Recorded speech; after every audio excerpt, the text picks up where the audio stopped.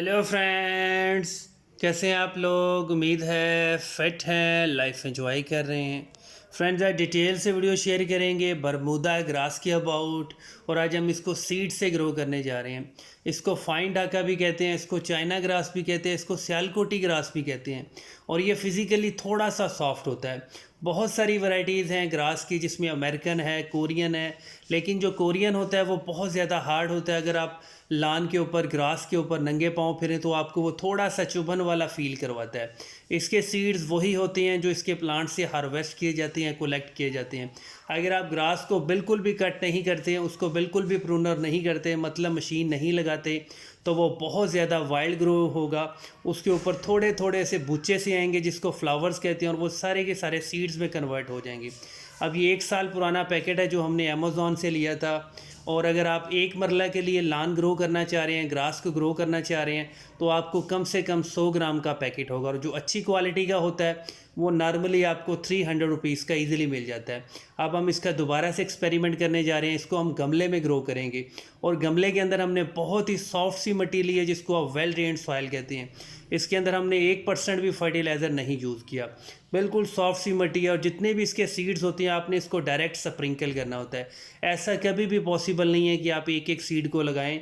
ये बहुत ही छोटे छोटे से सीड्स होते हैं।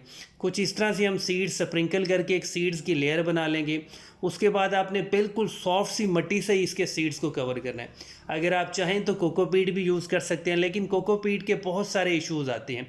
अगर आप एक बार भी ओवर वाटरिंग कर दें तो वो मॉइस्चर को बहुत ज़्यादा होल्ड कर लेती है। और स्पेशली जो ग्रास जैसे सीड्स होते हैं वो बहुत जल्दी उनको फंगस लग जाता है। अब हम बिल्कुल सॉफ्ट सी मिट्टी यूज़ करेंगे। ये पाउडर्ड सॉयल है। जो पुराने गमलों की मिट्टी होती है उसको हमने हाथ से मैश किया, पाउडर किया। उसके अंदर कोई भी हार्ड पार्टिकल्स नहीं है, मतलब मिट्टी के भी छोटे छोटे पत्थर या कंकरियाँ नहीं हैं, उनको भी हमने हाथ से मैश कर लिया। इसके सीड्स को हम 1/2 इंच लेयर से कवर कर देंगे, मतलब जो सॉफ्ट सी मिट्टी होगी उसकी 1/2 इंच लेयर इस गमले की लेयर के ऊपर बना देंगे। हमारे 100% सीड कवर हो जाएंगे। अगर बाई चांस कुछ सीड्स कवर नहीं भी होते तो कोई इशू नहीं है। लेकिन ऐसा ना हो कि आप सीड्स को कवर करते करते मिट्टी की बहुत ही ज़्यादा लेयर बना दें इसके ऊपर। बिल्कुल सीड्स को कवर करने के बाद आपने फ़र्स्ट टाइम शावरिंग करनी है।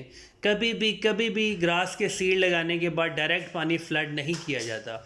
आपने सॉफ्ट सी शावरिंग करनी है, लेकिन इस तरह से शावरिंग करनी है कि जो गमले की अपर सरफेस है जहाँ सीड्स के ऊपर आपने मिट्टी डाली है वो वेट हो जानी चाहिए। थोड़ी सी मॉइस्ट या थोड़ी सी वेट हो जानी चाहिए। जब वो वेट हो जाएगी, एक बार पूरी सरफेस को वेट कर देना है। उसके बाद आपने थोड़ा सा वेट करना है, 1 घंटे का, 2 घंटे का। उसके बाद आप पानी को फ्लड भी कर सकते हैं। इस तरह ये होगा कि जब आप फर्स्ट टाइम वेट करेंगे तो सीड्स के ऊपर मिट्टी आ जाएगी, वो डिस्टर्ब होने के चांसेस ख़त्म हो जाएंगे। बाद में जब फ्लड करेंगे पानी तो हाफ गमले की मिट्टी मॉइस्ट हो जाएगी, जिसकी वजह से मिट्टी के अंदर ह्यूमिडिटी क्रिएट होगी और आपके सीड जर्मिनेशन की तरफ जल्दी से जल्दी बूस्ट करेंगे। आज 62 डेज़ के बाद रिज़ल्ट शेयर कर रहे हैं। इस गमले को सीड लगाने के बाद हमने इंडोर रख दिया था, मतलब थोड़ी सी धूप आ रही थी, गर्मी हबस भी थी। ये सारा प्रोसेस हमारा फरवरी के स्टार्ट में चल रहा था। आप इसको फरवरी में, मार्च में, अप्रैल में, मई में, जून में कभी भी ग्रो कर सकते हैं। आप बहुत सारे ये भी क्वेश्चन कर सकते हैं क्या हम इसको डायरेक्ट लान में ग्रो कर सकते हैं। आप लान में भी ग्रो कर सकते हैं, लेकिन बारिशों की वजह से अगर बहुत ज़्यादा ओवर वाटरिंग हो जाए तो सारे के सारे सीड्स को फंगस लग जाता है।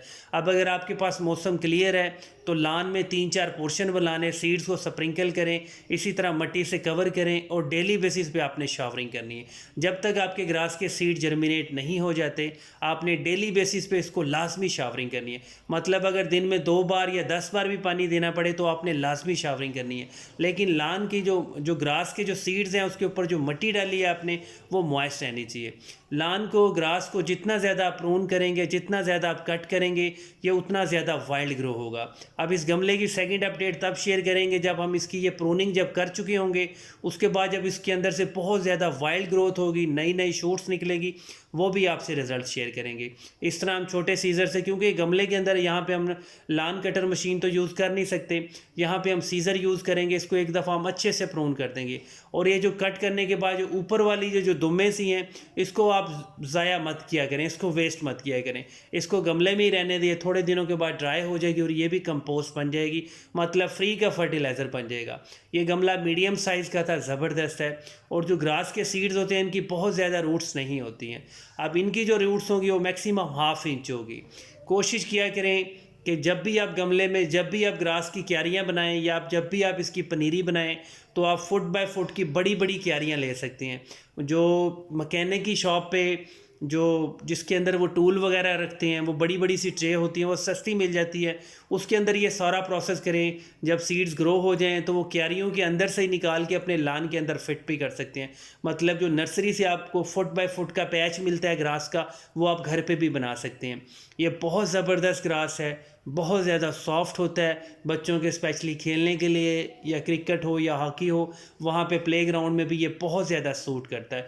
जितनी ज़्यादा गर्मी होगी आपका लान उतना ज़्यादा बूस्ट करेगा, बहुत ज़्यादा ग्रो होगा। अब हमारा जितना भी ये घर का कंस्ट्रक्शन का काम था ये आलमोस्ट एंड पे है। क्यारी में बहुत ज़्यादा गंद था, प्लस्तर की वजह से, कंक्रीट की वजह से बहुत सारे इश्यूज़ थे। अब क्यारियों को हम साफ़ करेंगे और ये जो ग्रास सेंटर में आपको फिज़िकली नज़र आ रहा है, ये आहिस्ता आहिस्ता ट्रैवल करता हुआ सारी की सारी क्यारियों को 100% कवर कर लेगा। लेकिन काफ़ी जगह जहाँ ज़्यादा ग्रास था वहाँ हमने शिफ्ट भी की, मतलब थोड़ा सा ग्रास हमने रूट समेत निकाला और वहाँ पे शिफ्ट कर दिया जहाँ पे अभी तक बिल्कुल भी ग्रास नहीं है। इस प्रोसेस को कहते हैं नर्सरी वाले के आप चोना चोना लगा रहे हैं, मतलब 2-2 4-4 ग्रास के जो प्लांट्स होते हैं उसको आप शिफ्ट कर रहे हैं। अगर आपके पास ज़्यादा पैसे हैं, ज़्यादा इन्वेस्टमेंट करना चाह रहे हैं, थोड़ा सा ख़र्चा करना चाह रहे हैं, तो आप नर्सरी से बने बनाए पैचेस भी ला सकते हैं जो 20 रुपये फुट होता है। उसको लान को एक बार लेवल कर लें, उन पैचेस को बिल्कुल एक लेवल के ऊपर बिछा दें, ऊपर से आप पानी को फ्लड करें, आपका ग्रास रूट्स निकालेगा और आपका लान विद इन 30 डेज़ के अंदर 100% रेडी हो जाएगा। और भी बहुत सारे ऑप्शंस होते हैं आपके पास, रूफ टॉप पे, बालकनी पे, टेरेस पे आप प्लांट्स लाजमी ग्रो किया करें किचन गार्डनिंग से रिलेटेड। Thank you.